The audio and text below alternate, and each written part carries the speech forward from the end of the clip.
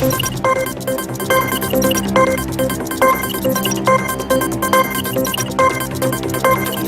Senate for confirmation. Allstate, Niger Republic President vows to save democracy as military dissolves all democratic institutions. Russia-Africa Summit opens in St. Petersburg as Vice President Shettima represents Nigeria.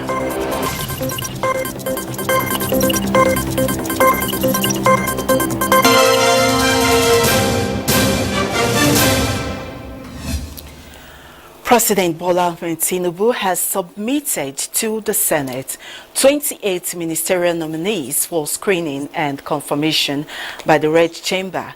National Assembly correspondent Lai Mohammed reports that Chief of Staff to the President Femi Gbajabiamila brought the list, which for many was worth the wait after more than 2 weeks of speculations. Described as a potpourri of tested professionals from diverse backgrounds, the list of ministerial nominees arrived the Senate chamber through the Chief of Staff to the President, meeting up the deadline of 60 days upon assumption of office of the President. This is in line with the provisions of Nigeria's constitution as amended. I am pleased to forward to the Senate for confirmation the underlisted 28 ministerial nominees.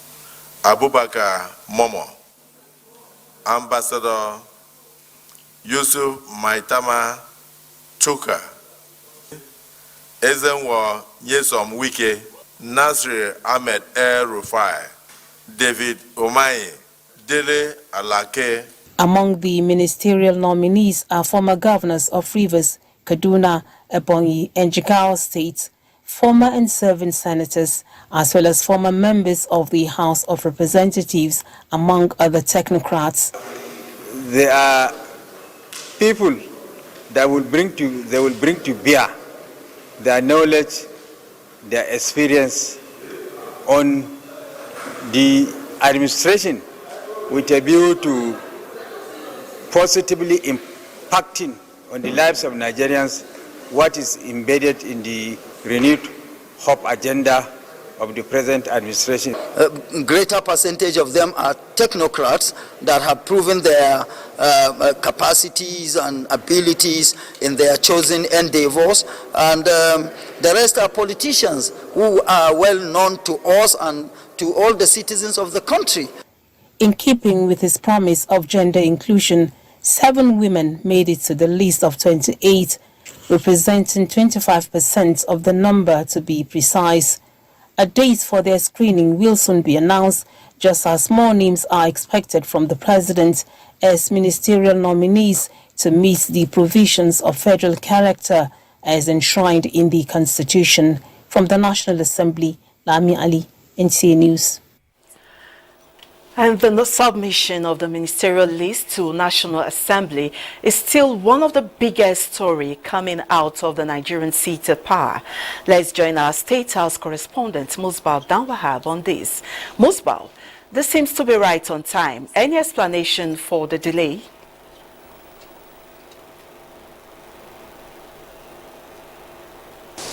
All right, thank you for joining me. What we have here is that the President has just succeeded in meeting the deadline given by the Constitution to submit his ministerial list. Going by the March 2023 alteration of the 1999 Constitution, the President only has 60 days within which he must submit the list of ministers who are great potential ministers who will be working with him in this administration. He has hit the ground running, but needs to move far and faster. So he needs these ministers to work with as provided by the Constitution. You know, of course, since he came on, he has appointed special advisors and personal aides. But those people cannot take the place of ministers. They cannot necessarily interface with ministries, some departments and agencies that are supposed to be the engines of the federal government to work on the policies and programs of this administration. You know, we've had some policies and programs already put in place by the President Tinubu administration, and so these ministers, when approved or given a nod by the National Assembly, will come in to fit into those places to keep the government going. And of course, the Chief of Staff to the President, Femi Gbajabiamila, who submitted the list to the National Assembly, spoke to us earlier, and he told us why the delay, what actually caused the delay in submission of the list. Take a listen. The President took his time.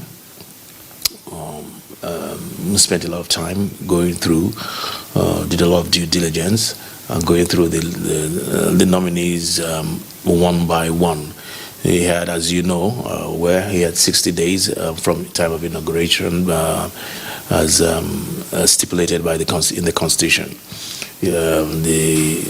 He has fulfilled that requirement of the Constitution by submitting 28 names today.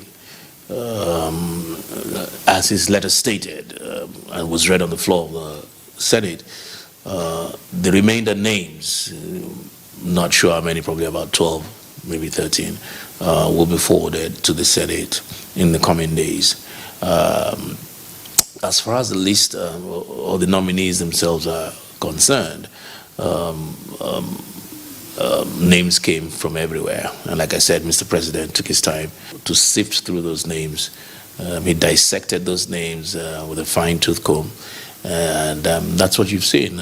Each and every one, I believe, of the persons on that list are worth being on that list. I hope that there will be nothing that we have missed. There you just got the reason why the submission of a ministerial list was a bit delayed. But as the saying goes, it's better late than never. So the ball is now in the court of the National Assembly, particularly the Senate, to work on the list and then approve for the government to continue his work. And of course, the Chief of Staff also spoke on other areas. Nigerians have been expecting, some people have been suggesting that these names should have come with the portfolio or offices to which these people, the potential ministers, would be posted. But the Chief of Staff also spoke about this. For me, that would have been one way to go about it. It would have been a welcome development. And as good as that sounds, it almost straight jackets the president to pigeonhole one person in an office and the other. What happens then if you change your mind? If you change your mind, you then bring the person back for screening again, because the president is at liberty to change your mind. For instance, if I decide I want somebody as Minister of Labor, and then after sending the name, later on I decide that, you know what, I didn't know this about this person would actually be better in another, with another portfolio. And meanwhile, senators screen that person for that particular initial portfolio. What happens then? Do you now rescreen the person? So it has a lot of these things have their merits and demerits, advantages and disadvantages. I like the idea of attaching portfolios. I actually do, because it makes for necessary for the Senate to know exactly what you're asking and what you're looking for. But for now, it's been thought wise that we stick to the tradition. And our Nigerians will keep all fingers crossed to wait and see the National Assembly, particularly the Senate, do their work, the needful, by having conversations with ministers and, of course, where necessary, approve the nominees as submitted by the President. So that is now left to the National Assembly to do. Back to you in the studio.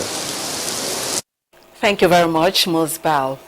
And from the National Assembly, The House of Representatives has inaugurated 134 standing committees that will perform the oversight functions of the House. Speaker of the House, Tajuddin Abbas, at Thursday's plenary, charged the leadership of the committees to consider the constitutional powers of oversight by the legislature as a means to promote good governance through compliance with the laws of the land.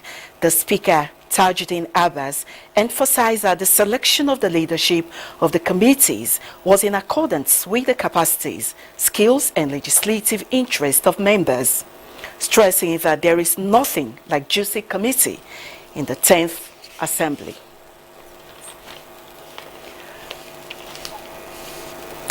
To Niger's politics now. Niger's army command declares its support for the coup that ousted the democratically elected President Mohammed Bazoum. This is coming as the ousted president vows to protect the country's democracy a day after the military claimed it has sacked the democratically elected government. Uche Ugochukwu has an update.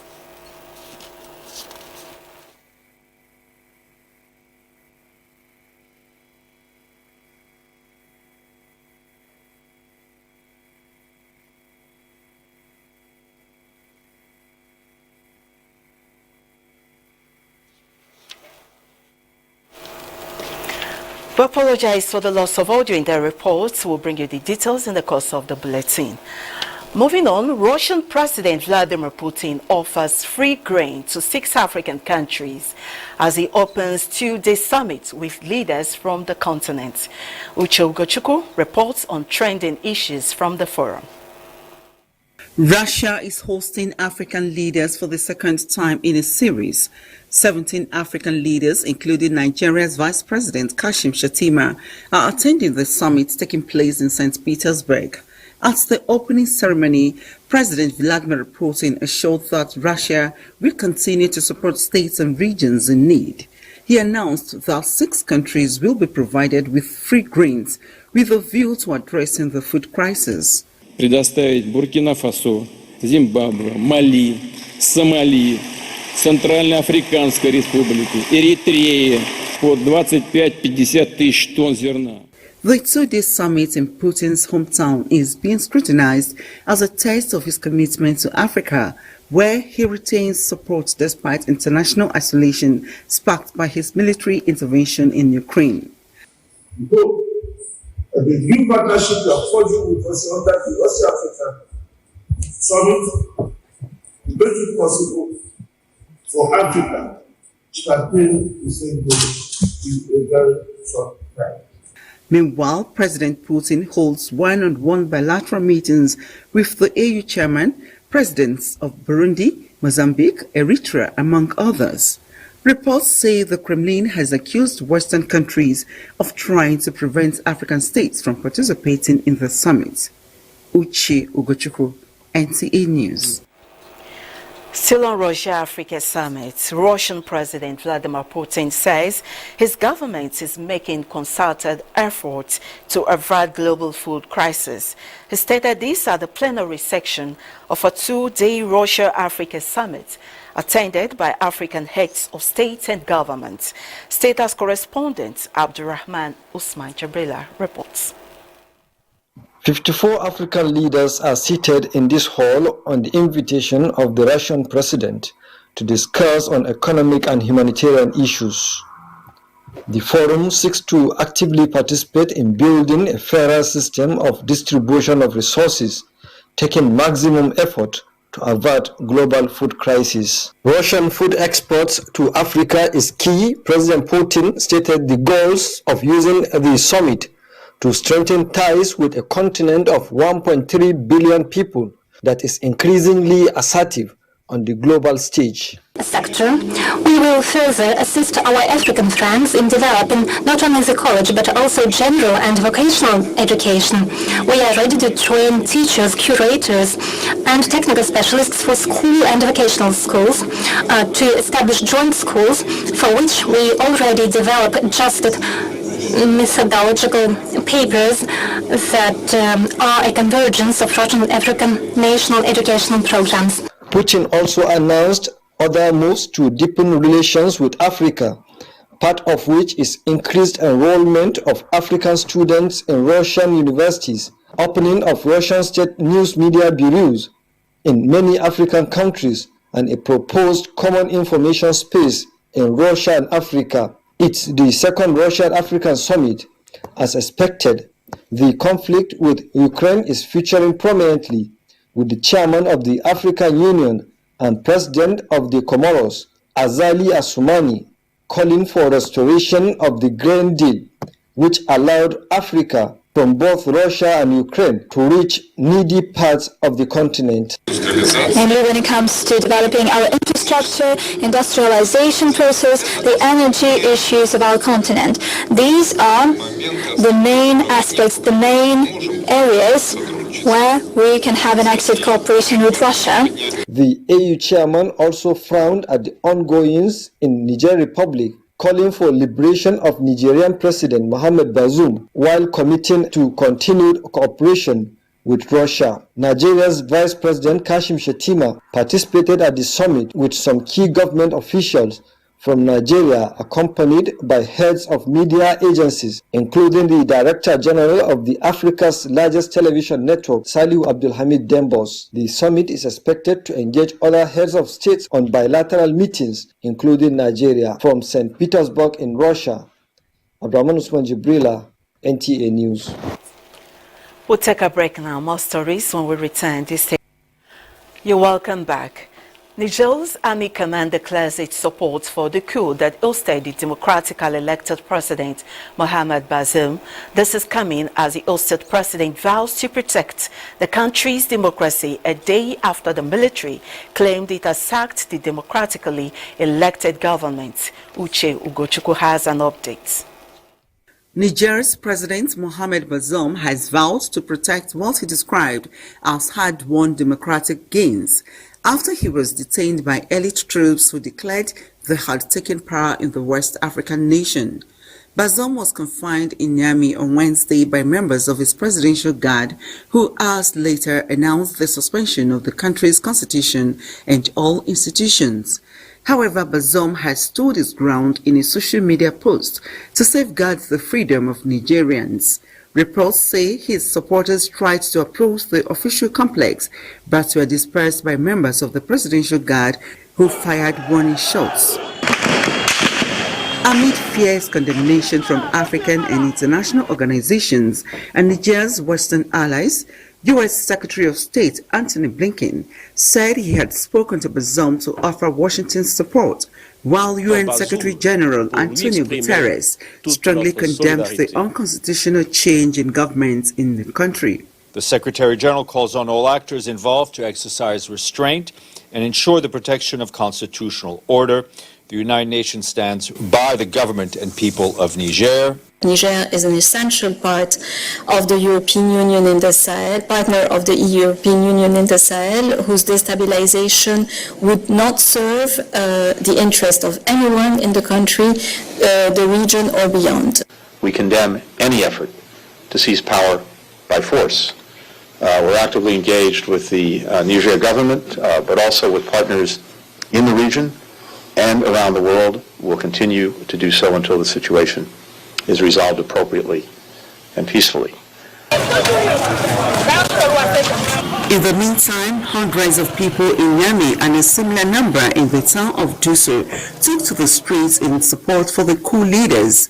Youths from the gathering in Niamey ransacked the headquarters of Bazoum's PNDS party, setting ablaze cars. Others held Russian flags and chanted anti-French and pro-Russian slogans. Meanwhile, the coup leader after the violence was on national television urging the people to remain calm. Uche Ugochukwu, NTA News. Away from that, the immediate past Minister of Information and Culture, Lai Mohammed, has been appointed Special Advisor to the United Nations World Tourism Organization Secretary General, Zura Polikshvili. The mandate of the Special Advisor straddles several responsibilities, including assisting in developing a strategy for restarting sustainable and safe tourism, post-COVID-19 and advising the UNWTO Secretary General on issues related to information and culture. Accepting the new role, Lai Mohammed expressed gratitude, saying he is inspired by the confidence reposed in him by the Secretary General. Digital technology within civil service is believed will provide a fast route to getting jobs done, shares information faster, cost-effectively, and allows civil servants to make the most of communication tools more effective, thereby helping to increase efficiency and productivity in the service. These were some of the issues pointed out at the Public Service Lecture commemorating 2015 Civil Service Week. Harman Jabani now reports. There is sufficient evidence that well-designed e-governance projects will progress reforms that target enhanced transparency and accountability, reduce the discretion of civil servants, enhance efficiency, and reduce corruption. This was the focus of the 2023 Public Civil Service Lecture with the theme Digitization of Work Processes in the Public Service, Gateway to Efficient Resources Utilization and National Development. And it is the entry point for a whole digital system that we take for granted. Okay, you take for granted, I bet, that, you know, when you now want to do a bank transfer, well, I should be able to do it on my phone. But you may not think enough about what is the system that's behind it. Because actually the same principles of that system is behind what a digital public service would look like as well. Your dedication, your professionalism are vital in translating public policy decisions into tangible actions that impact the citizens' lives and national prosperity. As champion of the digitization process, the Office of the Head of the Civil Service has completely gone digital with its work processes and attained the International Standard Organization IOS 9001-2015 Quality Management System certification. The Federal Civil Service will in turn continue to demonstrate its readiness and enhanced capacity to effectively serve as a dependable ally of this new administration for the delivery of its renewed hope agenda. With this new plan, all MDAs are expected to achieve full migration by the end of 2025 and also deploy ECM solutions for their workflows. There was a public presentation of the Revised Public Service Rules 2023, which MDAs are directed to commence its use immediately, and inspection of the exhibition of creative works and books of civil servants. Hamman Jabani, NTA News.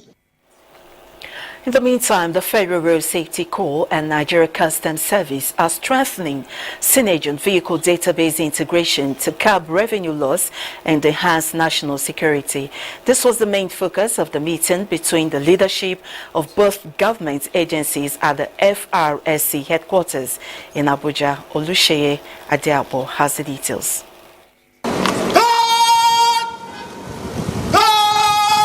Being the custodians of the road, these two agencies of government are now strategizing to combat insecurity, which has taken its toll on the nation's economy. The Federal Road Safety Corps and the Nigerian Customs Service have been working together in the area of human resource development, information and communication technology. This latest engagement is to solidify the collaboration. The road safety has a mandate of secured road, reducing road accidents. The customs, we want to fight smuggling and ensure that vehicles on which customs duty are not paid do not get registered. And on these two major planks, I think we could find innovative solutions for us to achieve this objective. Areas of collaboration is to ensure that vehicles without custom duty are not registered. We will stop their registration. We want also the custom to assist us to ensure that vehicles imported into the country are within the accepted age limit as provided by the custom guidelines or the laws, as the case may be. The acting Controller General of the Nigeria Customs Service, Adewale Adeniyi, and the Co-Marshal of the FRSC, Dauda Biu, are hopeful for an impactful fight against vehicle smuggling, improved revenue generation, and enhanced national security. In Abuja, Olusheye Adiagbo, NTA News. Next is a check on Friday's weather prospects for Nigeria.